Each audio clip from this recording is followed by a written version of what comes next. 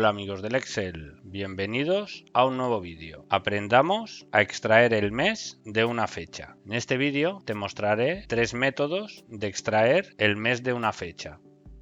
El primero va a ser utilizando la función mes. Número de serie, nuestra fecha, cerramos paréntesis y Enter. Ya tenemos nuestro mes. Otro método es utilizando la función texto.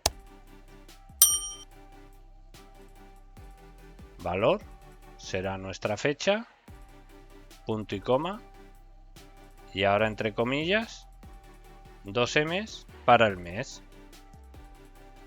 Y aceptar. Ya tenemos los meses de nuestra fecha.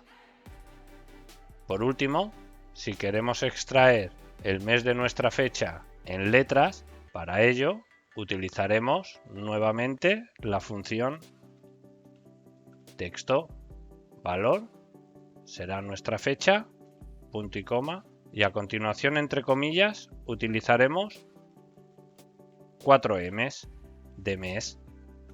Cerramos paréntesis y ya tenemos el nombre de nuestro mes de nuestra fecha. Bueno, espero se hayan resuelto tus dudas. Si te ha gustado, dale a like, comparte y suscríbete para más vídeos como este. Déjame en los comentarios qué te ha parecido el contenido, cómo puedo mejorarlo o si quieres que haga algún tutorial específico. Me ayudarás mucho. También puedes seguirme en las redes sociales. Hasta pronto.